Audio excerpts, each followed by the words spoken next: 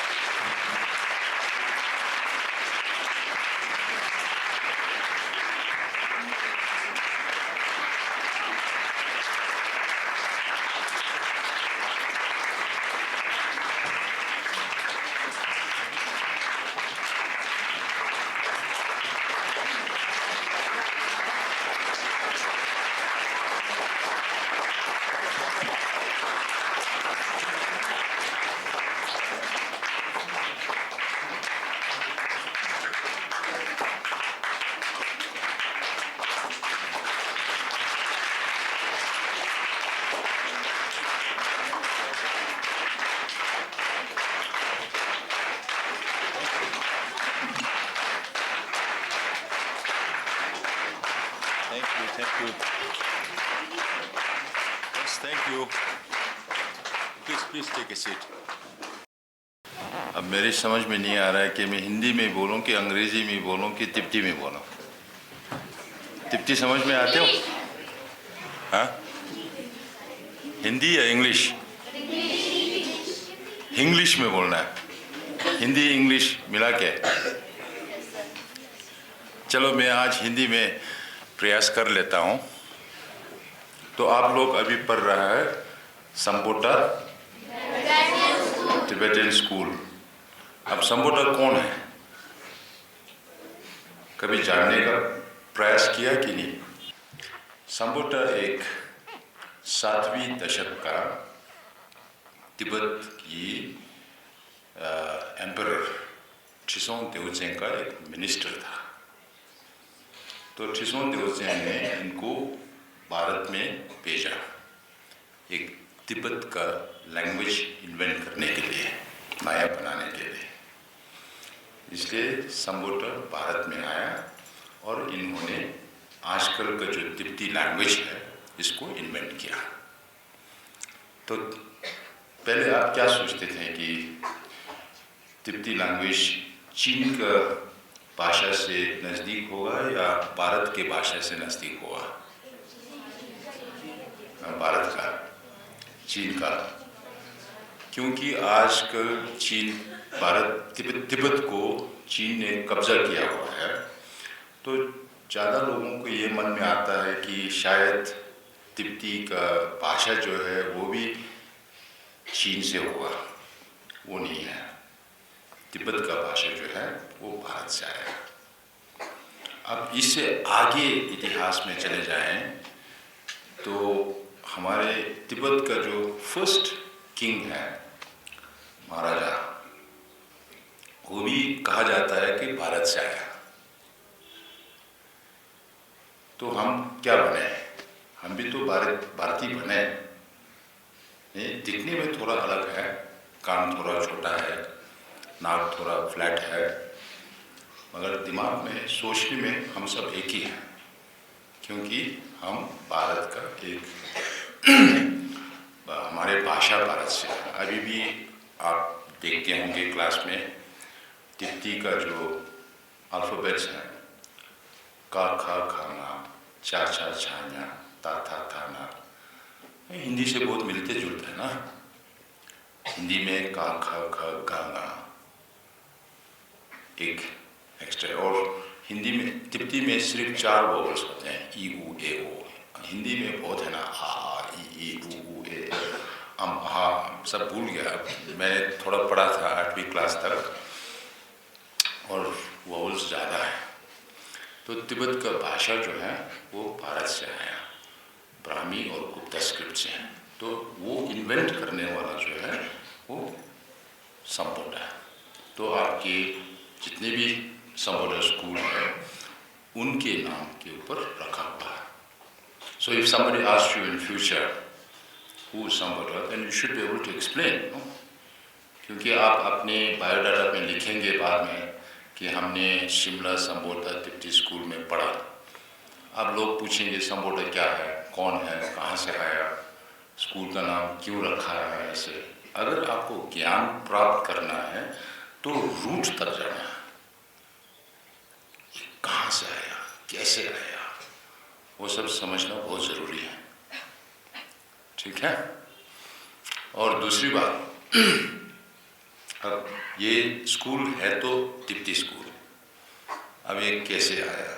और आजकल आप हिमाचली यहाँ ज़्यादा हो गया, वो कैसे हैं और भविष्य में कैसे हो सकता है?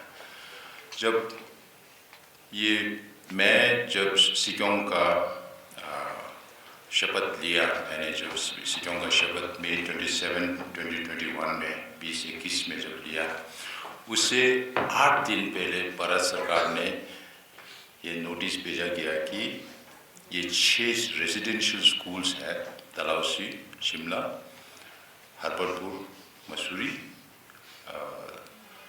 दार्जिलिंग और कालिम्पोंग, ये 6 रेजिडेंशियल स्कूल्स को इस साल के अंत के अंतर्गत हमको लेना पड़ेगा। तो वो थोड़ा इमरजेंसी हो गया, क्योंकि मैं हो चुका था। फिर 7 महीना में ये सारा स्कूल टेक ओवर करने में दिक्कत था, इसलिए हम लोगों ने थोड़ा एक्सटेंशन मांगा। फिर भी 3 महीना का एक्सटेंशन हुआ और भारत सरकार का ये निर्णय था कि 31 मार्च 2022 से पहले ये सब काम ख़त्म हो जाना चाहिए। और जो एडमिनिस्ट्रेशन था, central Tibetan schools administration Delhi में, वो ऑफिस भी बंद किया जाएगा। वो सब भारत सरकार का निर्णय था। तो तब मैं एक बार यहाँ आया था, सब स्कूल में किया। दार्जिलिंग में तो पहले, डलहौजी में तो पहले बहुत तिब्बती स्टूडेंट हुआ करते थे। अब जब हम गया तो वहाँ 21 ही बच्चे थे, 21, और प्रिंसिपल से लेके स्टाफ 28 थे। 21 बच्चों के लिए 28 प्रिंसिपल और टीचर्स और स्टाफ पूरा मिला के। तो ऐसे सिचुएशन चेंज होते जा रहा है। और यहाँ शिमला में भी हमारे बच्चे कम होते गया, और फिर तिब्बती बच्चे कम होते गया, और हिमालय से जो बाकी है वहाँ से जितने भी संख्या है वो तो अभी भी चल रहा है। और फिर स्कूल में तो बच्चों चाहिए, तो आप लोगों को धीरे धीरे डालना एडमिशन शुरू किया 2000 से लेके अभी तक। फिर अभी आप लोकल जो हिमाचली है वो ज़्यादा हो गया। फिर भी उस समय ये भी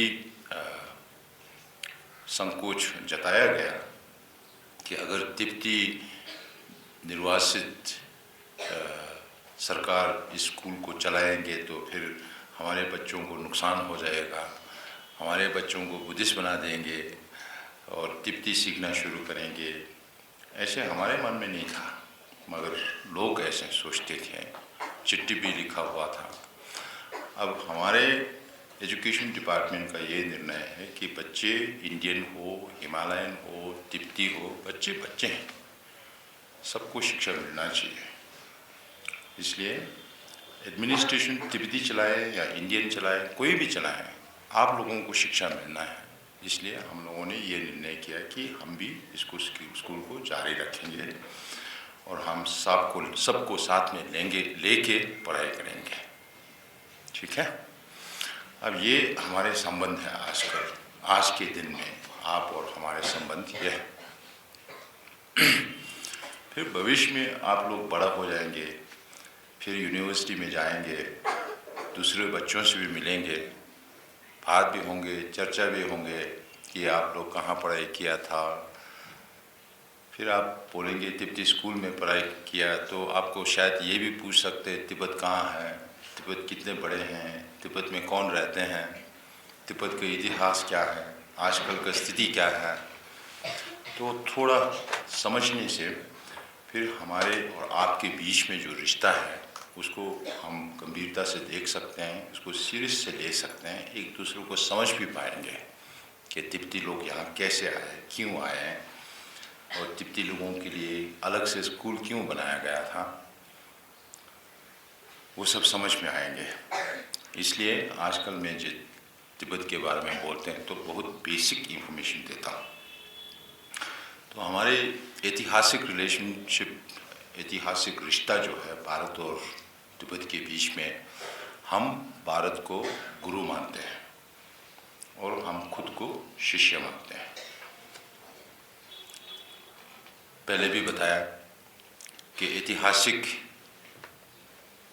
2-3 कहानी कहा जाता है कि तिब्बत का पहले किंग जो है वो कहाँ से आया, कौन था। अब उसमें एंथ्रोपोलॉजिकल एविडेंस तो निकालना मुश्किल है, मगर हमारे तिब्बती इतिहास में ये कहा जाता है कि ये कोई तो महाभारत के समय भी बताया जाता है। जो एक प्रिंस जो वार में हार गया, वो तिब्बत में हार गया और फिर उसको तिब्बती मालूम नहीं था, तो स्काई में पॉइंट किया, वो एक भी बताया जाता है। दूसरा तो उज्जैन से भी बताया, आजकल का जो उज्जैन है वो तिब्बत का पहले किंग उज्जैन से आया, ऐसे भी बताया जाता है। तो 7वीं सेंचुरी में, इससे पहले जब बुद्धिज़्म बहुत सारी जगह में फैला, कनिष्का के टाइम में, दूसरी शताब्दी में अफगानिस्तान और आजकल के जो सेंट्रल एशियन कंट्रीज़ है उसमें काफ़ी फैला हुआ है। किर्गिस्तान, अज़रबैजान, इन सब जगह में, आजकल भी बामिया में भी जब बुद्धा का स्टैचू था वो समय का है अफगानिस्तान में। तो उस समय बुद्धिज़्म काफ़ी फैला, वो भी कश्मीर से फैला। उस समय शायद एक टेक्स्ट, एक बुद्धिस्ट का लेख शायद तिब्बत में पहले बार आया। उसको सीक्रेट टेक्स्ट बोला करता था, सामयमो। शायद वो 4वीं शताब्दी में, मगर हम लोगों को संस्कृत तो पता नहीं था, किसी को पढ़ने उस समय तो आजकल का जो तिब्बती लैंग्वेज है वो तो नहीं है। तो उस समय का जो राजा था थाथोतोरिन्जेन, उसने अलग से रख दिया कि इसको पढ़ने वाला शायद भविष्य में आ जाएंगे। और 7वीं दशक में पहले जो तिब्बत का एम्परर था वो सोंगसेन कंपो, आजकल भी शायद इधर उधर होगा आपके यहाँ, हाउस जो है, हाउस डिवाइड करते हैं तो सोंगसेन ट्रिरेल जैसा बोलते हैं ना, वो सब तिब्बतन एम्परर्स के नाम पे ऊपर रखा हुआ है। उन्होंने एक कंसोर्ट, एक बीवी चीनी से शादी की और एक नेपाली से शादी की, और तिब्बती भी थे। तो उस समय से भारत का पहले नेपाल और चीन के बीच में रिश्ता शुरू हो गया। और चीन उस समय से ही बुद्धिस्ट कंट्री बन चुके थे। चीन में बुद्धिज़्म शायद 2री-3री शताब्दी में गया, तिब्बत से पहले। और वहाँ से भी एक बुद्ध शाक्यमुनि का एक स्टैचू लेकर आया।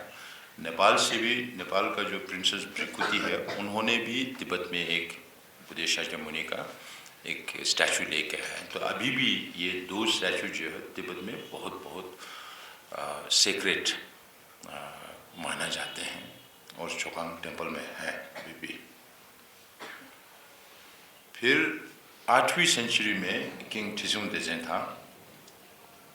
ये 7 से 9 सेंचुरी शताब्दी में तिब्बत का इलाका बहुत बड़ा था। हम लोगों ने चीन का कैपिटल शियांग को भी कब्जा कर लिया और हमारे एक पपेट रूलर भी डाल दिया। वेस्ट में आजकल का उज़्बेकिस्तान में समरकंद जो है वहाँ तक फैला हुआ था। तिब्बत का एम्पायर जो है बहुत बड़ा था। तो सेंट्रल एशिया में एक बहुत बड़ा एम्पायर माना जाता था। 8वीं दशक में सोंगजेन गंबो के समय फिर भारत से आया शांतारक्षिता, एक पंडित, वो भी नालंदा से पढ़ा हुआ। तो आजकल भी परम पूज्य दलाई लामा जी बोलते हैं, रहते हैं कि हमारे जो बुद्धिस्ट का सोर्स जो है वो नालंदा का ट्रेडिशन है, नालंदा का सांस्कृतिक बुद्धिस्ट है। क्योंकि उसमें आज भी आपने देखा है ना, डायलेक्टिक्स, लॉजिक बहुत यूज़ करते हैं। और बुद्धा ने खुद कहा कि हमने जो टीचिंग किया है उसको सिर्फ ऐसे ही आप ना मानिए। जैसे आप सोना को टेस्ट करते हैं कि ये सच्ची सोना है कि नहीं, काट के, जला के, जो भी है, उसी तरह हमने जो बताया है उसको भी आप अपने दिमाग को प्रयोग करके क्या सच है क्या झूठ है, आप बुद्ध को भी अगर अपने दिमाग से और अपने लॉजिक से अगर आप बुद्ध को डिसप्रूव कर सकते हैं तो अभी भी बोल सकते हैं, आज के ज़माने में भी बोल सकते हैं, वो ब्लास्फेमी नहीं होता। ये है नालंदा ट्रेडिशन कि अपने दिमाग को यूज़ करो, रीज़न को यूज़ करो, सच्चाई को यूज़ करो, खोज करो। ठीक है। इस 8 सेंचुरी में ऐसे हुआ। फिर शांतारक्षिता ने बोला कि हम आपको संस्कृत का भाषा सिखाने के वजह आपके अपने भाषा है, तो क्यों ना आप इसको पूरा अपने भाषा में ट्रांसलेट करें। तो तिब्बती एम्परर ठिसुंग देओज ने भी ये मान के फिर जितने भी बौद्ध का संस्कृत टेक्स्ट हैं उस समय हम लोगों ने पूरा तिब्बती में ट्रांसलेट किया.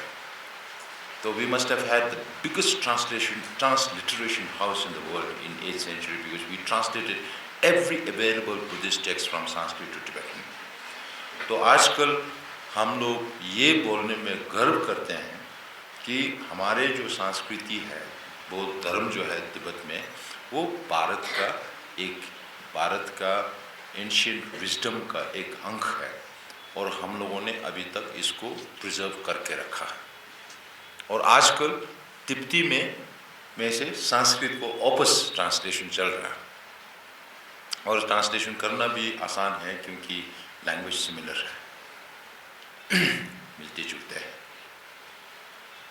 तो ऐसा हमारा रिश्ता रहा. ये समझ में आने से फिर आप लोगों को पता चलेगा कि तिब्बती लोग हमसे इतना अलग नहीं है.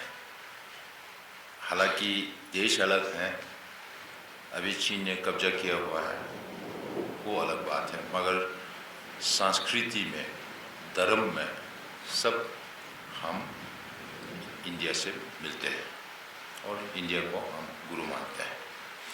फिर 9 से 13 शताब्दी तक तिब्बत अलग अलग हो गया. एक मजबूत राजा या रानी जो भी है सब जुड़ के इकट्ठा करके रख नहीं पाया. तो उस समय मंगोल बहुत पावरफुल हो गया. जिंगिस खान का नाम सुना है ना? तो जिंगिस खान ने तो आधा दुनिया कब्जा कर लिया. तो आजकल चीन में ये भी चर्चा होता है कि सच्ची चीनी कौन है. हान चीनी है, मंचू को चीनी माना या ना माने, मंगोल्स को चीनी माने या ना माने. अगर मंगोल्स को भी चीनी माने तो फिर आजकल चीन सरकार ये भी बोल सकता है कि हम दुनिया का आधा हिस्सा पूरा चीन का हिस्सा है, क्योंकि जिंगिस खान ने इतने ही जगह कब्जा कर लिया था उस समय. तो चीन और तिब्बती और मंगोल्स पहले से रिश्ता था. बाद में 13वीं दशक में, शताब्दी में, 13th सेंचुरी में, और मंगोल्स और तिब्बती का रिलेशनशिप हो गया. मंगोल्स लोग सब काटते थे. जिंगिस खान का कब्जा करने का नीति ही ऐसा है कि अगर आपको धर्मशाला को कब्जा करना है तो पहले शिमला आके सबको मार देते हैं, और जब धर्मशाला पहुंचेंगे तो वो लोग झगड़ा ही नहीं करेंगे, सब सरेंडर कर लेते हैं. वैसे किया हुआ था, क्योंकि कोई ठीक से रिलीजन भी नहीं था, धर्म भी नहीं था इसको गाइड करने के लिए. तो तिब्बत से साजा पंडित कुंगोजाजे को अपने गुरु मान लिया. साजा पंडित कुंगोजाजे ने वो चौथा खान जो है कुबलाई खान और उसके पिता जो है अल्तान खान ने साजा पंडित कुंगोजाजे को मंगोल में बुलाया, उनसे बौद्ध धर्म सीखा, और उसके बाद कुबलाई खान ने भी बौद्ध धर्म सीखा. और तिब्बत और मंगोल का रिलेशन उस समय से है. 13 शताब्दी के बीच से, 1350 से हमारे रिलेशन है. अब मंगोल्स ने चीन को कब्जा किया कब? 1271, 1271. 71 को क्या बोलते हैं? 71. 1271 साल में चीन को कब्जा किया कुबलाई खान ने. तभी से चीन का जो है 1271 से 1368 तक चीन बोलते हैं युआन डायनेस्टी. वो युआन डायनेस्टी कोई और नहीं है, वो मंगोल्स जब चीन को कब्जा किया उसी का पीरियड है. वो 100 साल में तिब्बत में साक्या रूल कर रहे थे. साजा पंडित कुंगोजाजे, ट्रोंगोन श्रीगी फागपा और इनका जो सक्सेसर्स है वो सब ने तिब्बत को रूल किया. और इस बीच में 1368 से लेके 1644 तक चीन को मिंग ने कब्जा किया. अब मिंग तो चीन ही है, हान चाइनीज जो बोलते हैं वो चीनी ही है, बाहर का नहीं है. और उस बीच में हमारे तिब्बत में 3 डायनेस्टी हुआ था।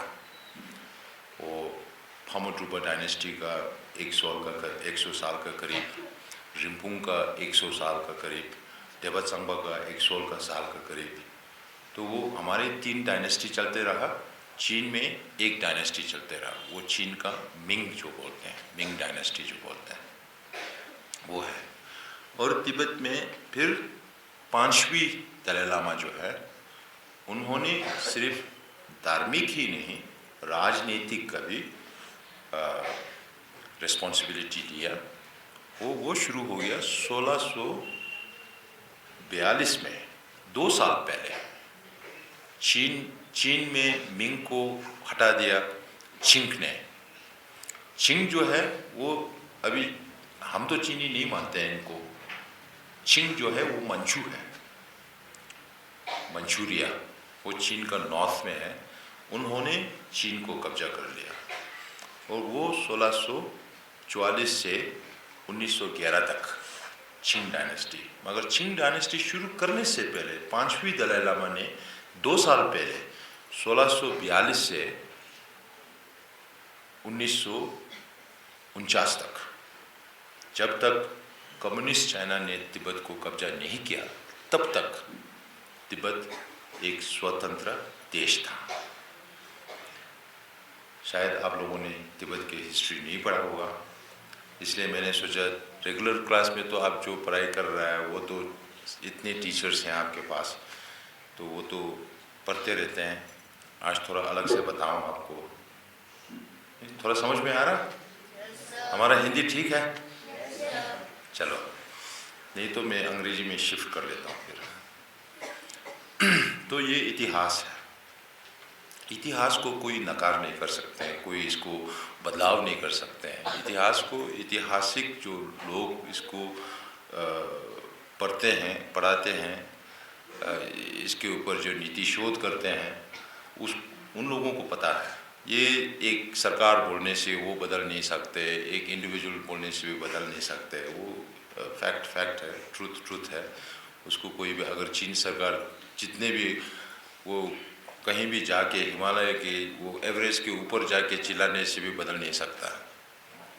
तो आजकल हम जब विदेश में जाते हैं, नेता लोगों से मिलते हैं और फॉरेन ऑफिस से मिलते हैं, तो हम उनको बताते हैं कि आप जब जैसे चीन सरकार आपको बोलने के लिए कहा करते हैं कि तिब्बत चीन का एक अंग है या हिस्सा है, तो हम उनको बोलते हैं कि आप अंतर्राष्ट्रीय नियम के खिलाफ जा रहे हैं। क्योंकि हमारा और चीन के कम्युनिस्ट गवर्नमेंट है, उसके बीच में सिर्फ एक ही एग्रीमेंट है, वो है 17 पॉइंट का एग्रीमेंट। वो 1951 के मई में रखा था। 1951 का मई महीना में रखा था, क्योंकि 1950 के अक्टूबर में तिब्बत के हिस्सा छामदो को कब्जा कर चुके थे।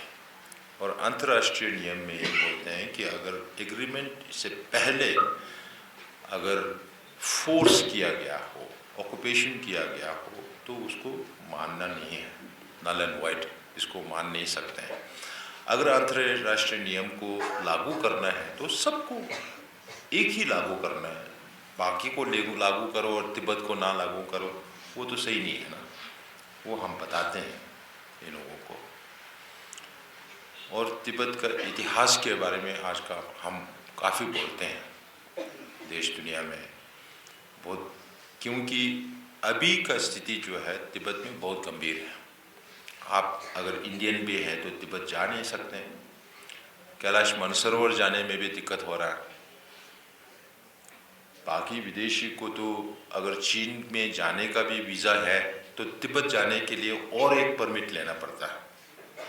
ऐसे ही कि जैसे आप तीसरा देश में जा रहा हो, वो भी आसान नहीं है, जाने नहीं देता है। जर्नलिस्ट को भी जाने नहीं देता है, डिप्लोमेट्स को भी जाने नहीं देता है, ऑर्डिनरी लोगों को भी जाने नहीं देता है। क्योंकि दुनिया को तो ये बोलते रहते हैं कि तिब्बत एक सोशलिस्ट पैराडाइज बन गया। अब सोशलिस्ट पैराडाइज है तो फिर पैराडाइज को क्यों छुपाना है? सबको देखना चाहिए ना, ये बात है। अब हम अपने देश को, हमारी प्रार्थना में भी हम ये बोलते रहते हैं कि ये स्वर्ग देश कैसा बर्फीली पर्वत से घेरा हुआ, heavenly abode, surrounded by snow mountain ranges। क्योंकि साउथ में, उत्तर में है पूरा हिमालयस, पूर्व में काराकोरम है, और दक्षिण में, तिब्बत के दक्षिण में बोल रहा हूँ, तिब्बत के दक्षिण में कुनलुन है, और तिब्बत के ईस्ट साइड में तो बहुत सारा माउंटेन रेंजेस है। तो तिब्बत हर तरफ से बर्फीली पर्वत की रेंजेस से सराउंड किया हुआ है। तो तिब्बत का जो एवरेज अल्टीट्यूड है, ऊंचाई जो है, फीट में बताया गया तो 12,000 से भी ज़्यादा है, सी लेवल से 12,000 से। शिमला का कितना है अल्टीट्यूड? हजुर मीटर जितना क्या 1800 मीटर है, उसको 3 गुना किया तो 4,400 अबाउट 4,400। तो इतना ऊंचा है, इसलिए तिब्बत को रूफ ऑफ द वर्ल्ड कहा गया है। और आजकल एशिया में, अब दूसरों लोग पूछे तो फिर आपको रीज़न भी बताना होगा ना, रूफ ऑफ द वर्ल्ड क्यों कहते हैं? क्योंकि आल्टीट्यूड की वजह से, ऊंचाई की वजह से। अब एशियन लोग तिब्बत को बोलते हैं वाटर टावर ऑफ एशिया, जैसे यहाँ पानी का टंकी है हमारे यहाँ, वो जैसे बता रहा है। क्योंकि तिब्बत से जो आते हैं नदियाँ, झेलम, इंडस, जो इंडिया से होके पाकिस्तान में जाते हैं। इंडस तो इंडस वैली सिविलाइजेशन का क्रेडल बन गया है ना, वहाँ सिविलाइजेशन शुरू हो गया। ये इंडिया पाकिस्तान में जाता है, और कुछ छोटा छोटा नदी नेपाल में भी जाता है। और जो बड़ा नदी है तिब्बत में चांगपो जो बोलते हैं, और अंतर्राष्ट्रीय ब्रह्मपुत्र बोलते हैं, वो तिब्बत के वेस्ट से के आके ईस्ट जाता है, फिर वहाँ से एक यू बेंट लेके इंडिया में आ जाता है, अरुणाचल प्रदेश में। और पिछले साल मैं वहाँ गया था, हेलीकॉप्टर में जा रहा था, हमने देखा कि जो तिब्बत से जो चांगपो आ रहा है ब्रह्मपुत्र, पूरा मड्डी है, चाय का कलर का है। और जितने भी छोटा छोटा रिवलेट्स जो ट्रिब्यूटरीज हैं, बहुत ही प्रिस्टीन क्लियर है। और वो 2018 से चल रहा है, 4-5 साल चल रहा है। इसका मतलब है कि वहाँ बहुत काम चल रहा है। हमारे सूचना में ये है कि वहाँ जो द ग्रेट बेंट बोलते हैं, वहाँ एक चीन सरकार एक डैम बना रहा है, जो अभी तक का सबसे बड़ा डैम, 3 गॉर्जस डैम जो चीन में है, उससे भी दुगना बड़ा बना रहा है। अब हिमालय क्षेत्र तो पूरा सिस्मिक जोन है, अर्थक्वेक भी हो सकता है।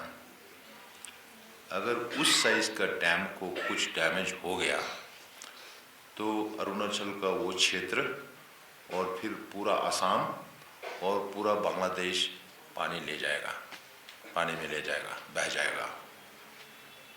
अब वो चीन तो सोचेगा नहीं, भारतीय का लाभ के लिए सोचेगा नहीं। अब ये एनवायरमेंटल स्टडीज़ वालों को भी दिमाग में सोचने में आ रहा है कि ऐसे हो रहा है। और फिर इरावदी और सल्वीन जो है वो बर्मा में जाते हैं। मेकोंग जो है तिब्बत से आते हैं, Burma, Laos, Cambodia, Thailand, Vietnam, 5 देश में जाता है साउथ ईस्ट एशिया का। और साउथ एशिया का पाकिस्तान हो गया, नेपाल हो गया, इंडिया हो गया, बांग्लादेश हो गया, 9 देश हो गया। अब चीन में जो पानी जाता है वो तिब्बत से जाते हैं।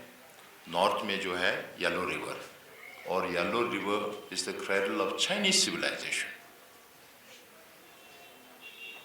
और साउथ में जो जाता है यांगसे रिवर बोलते हैं। ये दो है, ये चीन का लाइफ लाइन है। ये दो रिवर्स नहीं है तो चीन लोग जी नहीं सकते हैं। तो कोई साइंटिस्ट ये भी बताते हैं कि जो तिब्बत से पानी आता है इसके ऊपर डायरेक्टली या इनडायरेक्टली 1.8 बिलियन टू 2 बिलियन, मतलब आजकल के दुनिया के जनसंख्या जितने भी हैं उनके करीब 25% का लोग तिब्बत से आए हुए पानी से जुड़ा हुआ है। उनके खान पान सब कुछ इससे जुड़ा हुआ है। तो तिब्बत से जो पानी आता है वो बहुत ही महत्वपूर्ण है। कुछ लोग बोलते हैं कि तीसरा वर्ल्ड वॉर पानी की वजह से हो सकता है। और हम जिस देशों के अभी बात कर रहे थे, चर्चा कर रहे थे, चीन, भारत, सबसे ज़्यादा जनसंख्या है दुनिया में, most populated Nations in the world. Now India has overtaken. अब इंडिया सबसे बड़ा हो गया जनसंख्या में, चीन सेकंड हो गया। अब ये दो ही मिलाने से 2.8 मिलियन हो गया नहीं। फिर इसके ऊपर पाकिस्तान में कितने लोग हैं, नेपाल में कितने लोग हैं, Burma, Laos, Cambodia, Thailand, Vietnam, some of these countries are most densely populated areas in the world। बहुत ही जनसंख्या ज़्यादा है। तो चीन तो भारत को इतने पानी है, ये हो सकता है, वो नहीं हो सकता है करके हाइड्रोलॉजिकल डेटा जो है वो शेयर नहीं करते हैं भारत के साथ, पाकिस्तान के साथ में नहीं करते हैं, बर्मा के साथ में नहीं करते हैं, लाओस, कंबोडिया, थाईलैंड, वियतनाम, सबके साथ नहीं करना है। पानी शेयरिंग करना तो छोड़ दो। अगर तिब्बत में बहुत पानी हो गया तो बहने देता है, फिर फ्लड हो जाता है। कम हो गया तो वो पानी का टैप जो है ना ऐसे बंद कर लेता है, फिर नीचे पानी नहीं मिलता, सूखा हो जाता है। इतना इम्प्लीकेशंस है। और आजकल चीन का पर्यावरण वैज्ञानिक जो है वो लोग बोलते हैं तिब्बत को थर्ड पोल। कभी सुना? नहीं सुना? थर्ड पोल। अब दूसरा पोल क्या क्या है? POLE। दूसरा पोल क्या क्या है? हाँ, नॉर्थ पोल और साउथ पोल। अब तिब्बत को तीसरा पोल कहा गया। क्यों? क्योंकि तिब्बत में जितने भी नदी बहते हैं इन सब नदी का सोर्स जो है वो ग्लेशियर्स होता है, परमाफ्रॉस्ट होता है। वो तिब्बत में सबसे ज़्यादा है। ये दो पोल्स छोड़ के अगर दुनिया में ग्लेशियर्स और परमाफ्रॉस्ट का रिजर्व है तो वो तिब्बत में है। अब वो धीरे धीरे मेल्ट हो जाता तो नीचे देशों को पानी नहीं मिलेगा, पानी का संकट हो जाएगा। पोल्स में तो आइस कम हो जा रहा है। अगर लेटेस्ट ये क्या है IPCC रिपोर्ट में कहा जाता है कि पोल्स में जितना भी क्लाइमेटिक चेंज हो रहा है वो 3 गुना ज़्यादा हो रहा है एवरेज से, और तिब्बत में जो चेंज हो रहा है 2 गुना हो रहा है। तो तिब्बत के जो एलिवेशन है, प्लेटो जो रूफ ऑफ द वर्ल्ड कहा जाता है, उसके ऊपर जेट स्ट्रीम्स जो जाता है, इसके वजह से यहाँ मानसून को भी इफेक्ट होता है। पानी, बारिश कब आए, बारिश लेट आता है, पहले आता है। अभी से पाकिस्तान में प्रॉब्लम हो गया पानी का, बारिश बहुत ज़्यादा हो गया। अब ये सब तिब्बत के पर्यावरण से निर्भर होता है, डिपेंड होता है उसके ऊपर। तो तिब्बत जो है वो जियो स्ट्रेटेजिकली भारत और चीन के बीच में इतने हजारों साल बफर रहा। इसलिए तिब्बत और चीन के बीच में, भारत और चीन के बीच में कभी सीमा था ही नहीं। आपने कभी, आपके बुजुर्गों ने कभी सुना ही नहीं चीन और भारत का सीमा जो है। अभी भी आप लोग देख लो, सीमा के सामने Indo Tibetan border force, Indo Tibetan border police Bharat सरकार ने अभी भी रखा हुआ है, उसको बदलाया नहीं है। तो भारत सरकार का जो मानना है वो तिब्बत का सीमा है। चीन का सीमा नहीं है। जब से चीन ने तिब्बत को आक्रमण किया, कब्जा किया, उस समय से लेके फिर पहले बार भारत और चीन के बीच में लड़ाई हो गया 1962 है। हम भी अभी सीख रहा है नंबर्स, थोड़ा थोड़ा हिंदी का नंबर्स। तो 1962 में पहले बार आक्रमण हुआ, पहले बार झगड़ा हुआ। तो अभी भी क्या चल रहा है आप लोगों को सुनाई में दे रहा है ना, लद्दाख पे क्या चल रहा है, दार्चुला में क्या चल रहा है, सिक्किम में क्या चल रहा है, तवांग में क्या चल रहा है। बॉर्डर एरियाज में काफ़ी आक्रमण कर रहा है चीन लोग। अब वो क्यों कर रहा है, इसलिए हम बाहर जो न्यूज़ वाला है उसको बता रहा था कि क्यों कर रहा है वो लोग। वो शायद थोड़ा ज़्यादा हो जाएगा आप लोगों को। आज इतना समझ लो कि तिब्बत जो है बहुत बड़ा क्षेत्र है। इसलिए मैं जापान गया, तब मैं बच्चों से पूछा आपकी जापान कितने होंगे तिब्बत में। जापान का साइज जो है वो 18 गुना एक तिब्बत बनता है। यूके का 10 गुना एक तिब्बत बनता है। तो इलाका बहुत बड़ा है। चीन का 23 से 25% तक का इलाका है तिब्बत का इलाका, मगर लोग बहुत कम हैं, इसलिए वहाँ सिर्फ 7 मिलियन टिबेटियंस हैं आजकल तिब्बत में पूरा मिला के।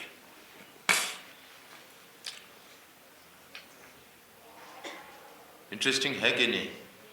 थोड़ा थोड़ा समझ में आ रहा है? तो later you can read more. Okay, so maybe I'll switch to English now. We reach out to the international community, and then also the reason why we continue to run these schools are also experimental for us, because now there are more local students than Tibetan students. And today when we were having the assembly in the morning, it was like a cultural mela. ये आप तिब्बती dance को भी, अपने यहाँ के local को भी, फिर सब you have managed to preserve all cultural activities. So those are one side of identity. But what is more important is your brain. So whether you follow Hinduism, you follow Buddhism, any other religion, that doesn't matter. As long as you become, if you are a spiritual person, be the best spiritual person that you can. आप खुद को धार्मिक बताते हैं, फिर सोचता है किसी और का इल विल, उसको ये बुरा हो जाए, वो बुरा हो जाए, ऐसे सोचने से धार्मिक नहीं बनता है। नहीं, if you have to be a good person, you study well, whether you are Hindu or Buddhist or doesn't matter. You bring out the best in yourself, and you will be a good global citizen to promote more peace and compassion in this world. And it's very necessary today. Everybody thought that this 21st century will be more peaceful than before. People are more educated. People are now more economically empowered. But now we can see that if there is no good mental development, there is no end to war. Now more and more wars are happening all over the world, unfortunately. That is why the Buddha's message of peace, karuna, compassion, all these are very, very important. And since you are studying in a Tibetan school, I thought maybe I'll share this relationship between Tibet and India so that you understand that we are not that very different from you.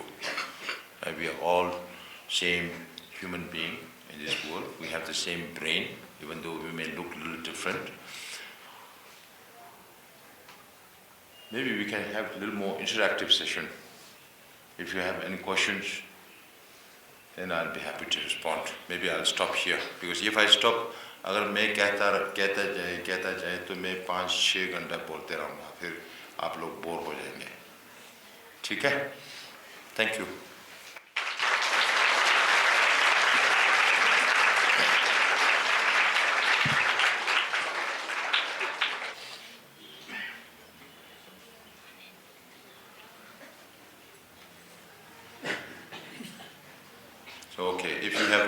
questions, maybe I'll speak a little bit about the situation inside Tibet. Because आजकल हमको ये भी पूछा जाता है कि हम तिब्बत के बारे में क्यों सुनने में नहीं आ रहा है, ये उइगुर के बारे में बहुत चर्चा हो रहा है, हांगकांग के बारे में बहुत चर्चा हो रहा है. So many people say that why we don't get to hear about Tibet anymore. So in Tibet, there is no freedom like in India.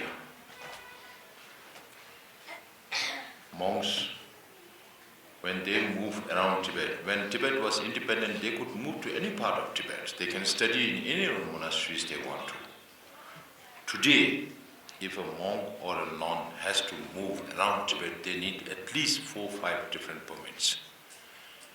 Because religion is very important to us. Buddhism is very important to us. We have been practicing Buddhism over the last more than 1,300 years, right? And now there is no freedom of movement also for monks and nuns. Earlier, all these monasteries used to be managed by monks and nuns. Now you have government agencies, all security agents of the government, multiple security agencies of the government, and there is another authority called United Front Work Department. Now they are responsible for management of monks and of the monasteries. Of communist China, they don't believe in religion, right? But they want to be responsible for setting up curriculum for Buddhist studies, the atheist government. Now they have laid new rules as to how to manage the monastic areas, the religious areas as propaganda tools. You cannot keep pictures of His Holiness the Dalai Lama in your house also. If Chinese government finds that you have picture of His Holiness the Dalai Lama, you go to jail. You cannot send any information from Tibet to outside world. If you send information from Tibet to the outside world, you go to jail. If I speak to my relatives, I have to be very careful. Even that is very difficult. On the phone also very difficult. So if we send any political material from here into Tibet, if they don't redistribute, they are okay. But if they redistribute, they have to go to jail.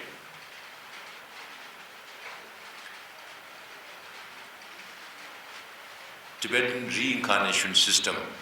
Now you heard about first Dalai Lama, second Dalai Lama, 13th, 14th Dalai Lama. That is because the soul gets reincarnated. That is very unique to Tibetan Buddhism. It is not there in other Buddhist cultures. So even there, communist China, who don't believe in religion, but they want to be responsible for recognition of reincarnated lamas. अब कितने control है? सिर्फ धार्मिक पे, only on spiritualism. So much control by the Chinese government. Politically, there is no space. Till now, 157 Tibetans have burned themselves to death. Burned themselves, self-immolated. There was a time in 1963 when in Vietnam, one monk self-immolated and it became international news. 1968 in Czech Republic, one man burned himself to death and it became international news. In Tibet today, since 2009 to now, 157 people have self-immolated. Hoping against hope that the Chinese government will pay some attention to their plight, or hoping against hope that the international community will come to their rescue. But unfortunately, not so far. But I keep telling my people that their sacrifices will not go in vain. So today, if I have to burn myself, I have to think 100 times before burning myself to death. I might die, I might get scarred for life, but because of my action, all my relatives and friends are going to suffer. So I have to think many times over before I do anything political. If you are my friend, and if I live in Lhasa, you are coming from outside, जैसे आप शिमला में रहते हैं और कहीं बाहर से आ गया, या तो आपके दोस्त है तो हम आपके साथ रहेंगे या तो हम होटल में रहेंगे. So Chinese government uses all kind of artificial intelligence, whether it's electronic identification or geolocation, कि आप कहाँ कहाँ जाते हैं पूरा सर्वेल कर लेते हैं, सब पता चलता है. If you live in a hotel, you have to provide your electronic identification. They will know exactly where you are. Now, if you decide to stay with my family, and if you take up a political activity, all my family is going to suffer. So I have to make sure that you don't do anything political. That is called gridlock system.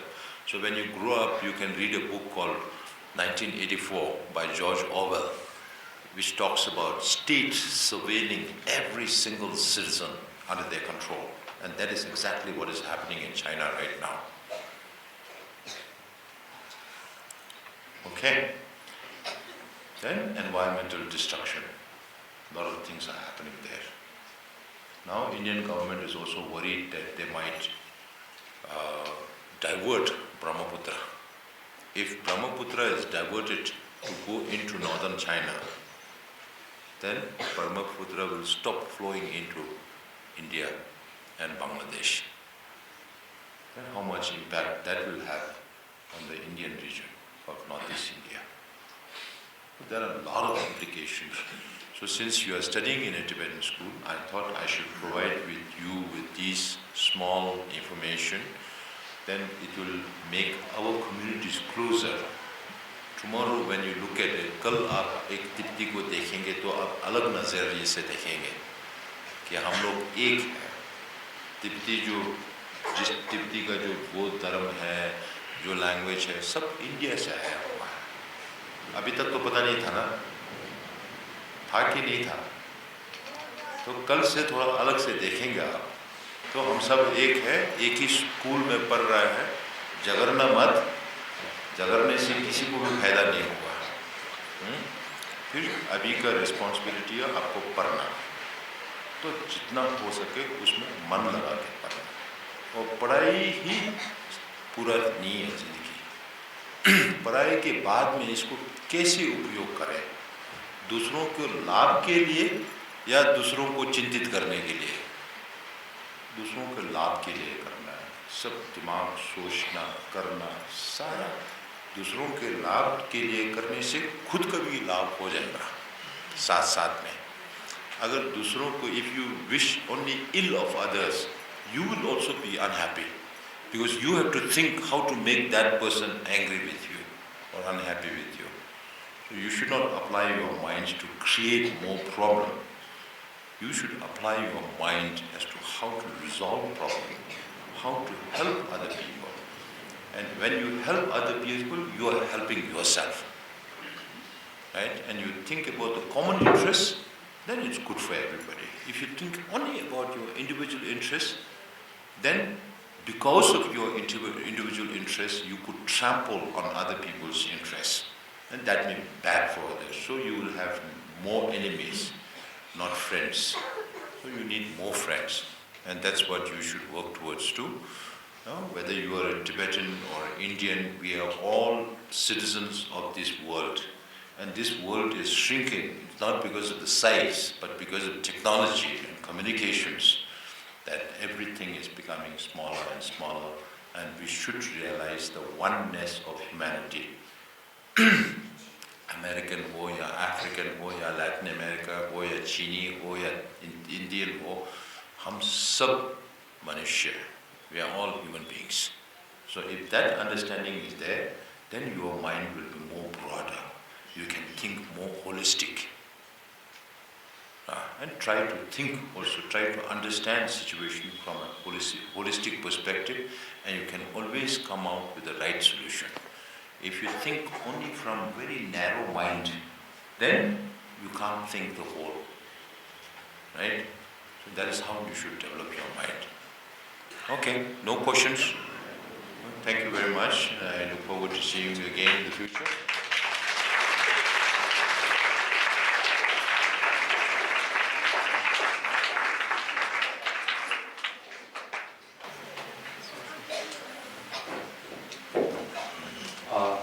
Everything to all. My question is related to this one is the four commitment. And the fourth one is the revival of teaching knowledge. So my question is, as this school, as most of the students are Indian, so how can we adopt the revival of Indian wisdom or knowledge to the student? As a teacher, how can we adopt? This is my question, and what's your view or your point of view?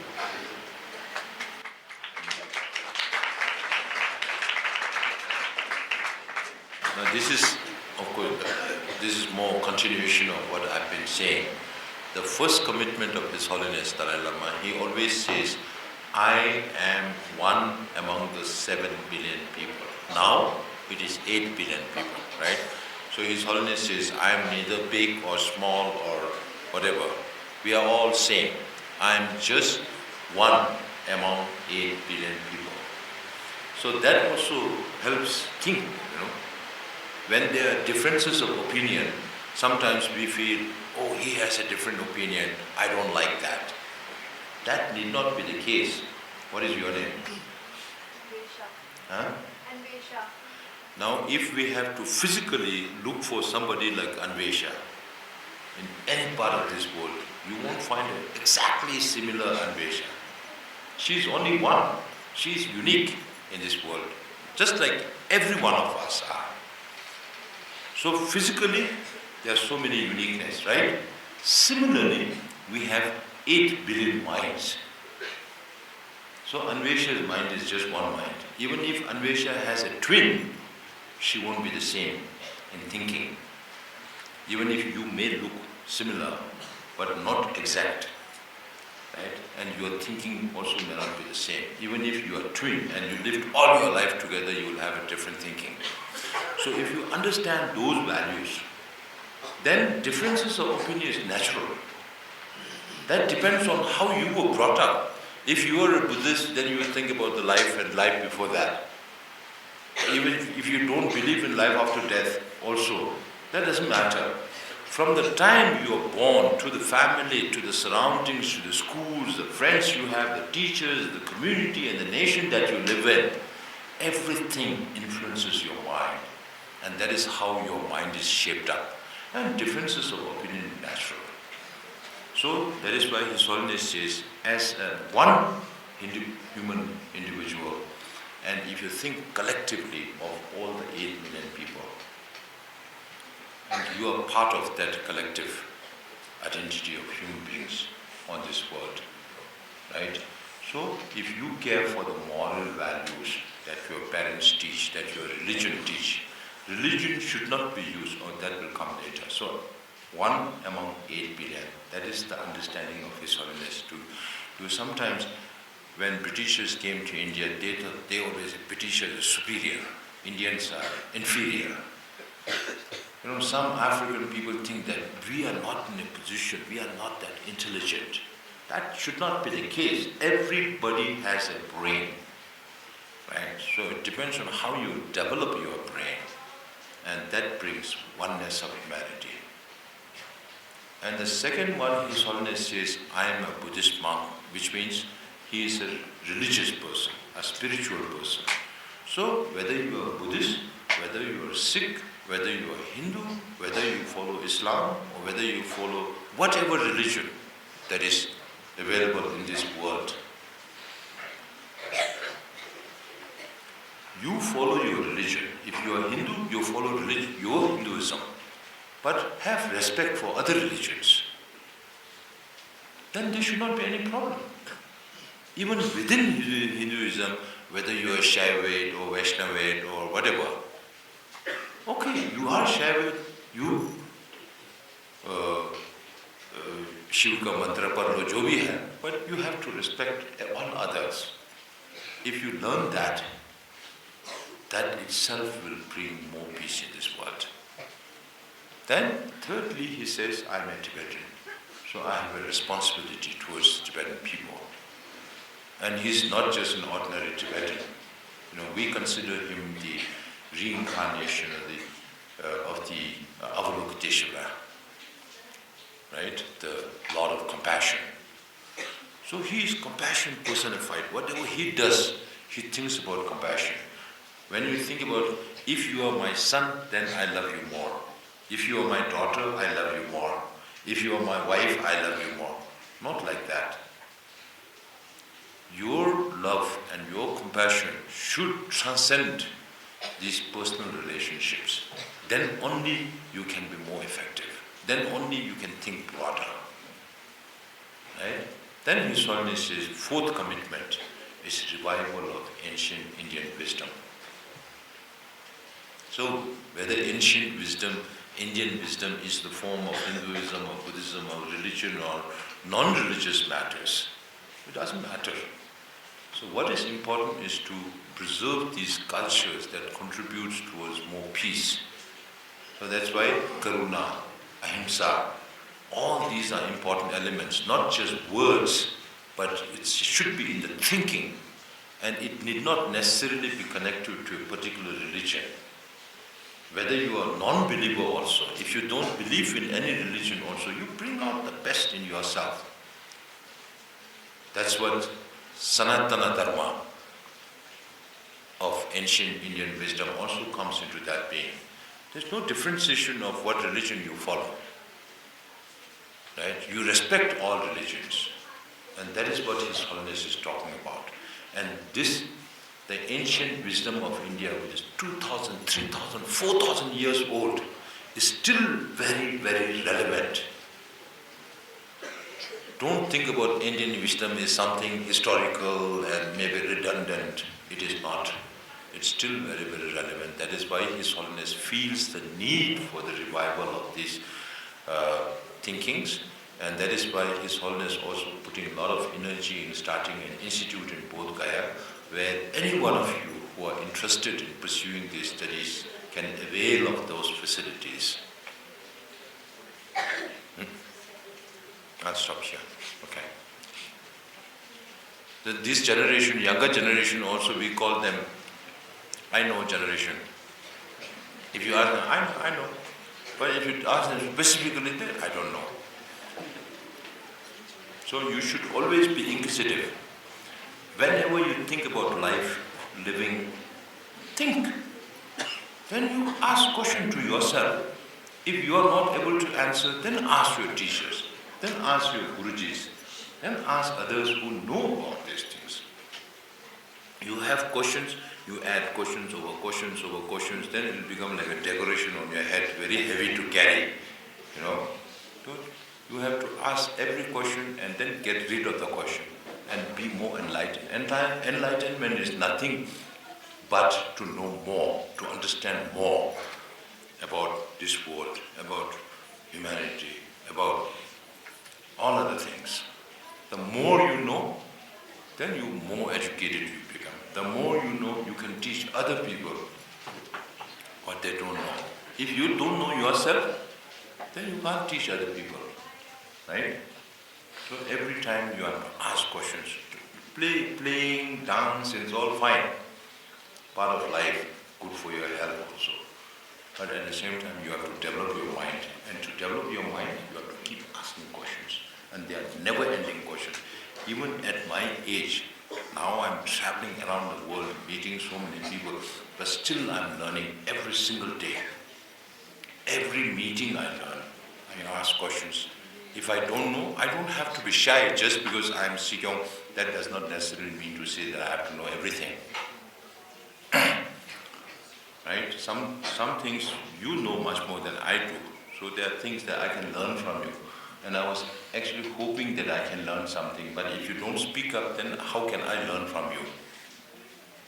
So next time, when there are people coming to visit you, whoever it is, whether it's a spiritual person, a political or administrative or whatever, keep questions ready.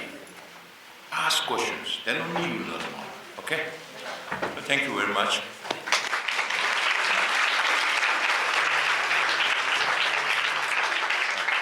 나는 내가 간다 그 웃음 속에 말해도 와 이게 있으면 그런데 그게 관에 수술 왜 장고야지 이 방향을 좀 떼었다 이 맞아요이나 샤바가 돈을 제일 많이 예 당연히 것이 루주이 메인 중럽이 메인 수수 중럽 수수 있다고 그러면도 지금 셴바도 당연히 뭐다 이게 도나시 나로나시니 상 주버 상부치고야 돼 계시물이 계속 하려고 지고 계신 반대 주주도 그냥 법정을 시야 주주를 아니 보다 지금 법정 시 아니 아때 처처 저선 아니 결혼치 공시 순시 그 집에 계신데 슈트야 배전 시야이 계시물이 수수 뭐지면서네 수술 내게 수수 못 쳐오래 수술 내게 못 쳐버려 당분에 주신 거야 내주 마시면 내게 루신 말이에요 와 뭐야 안 투시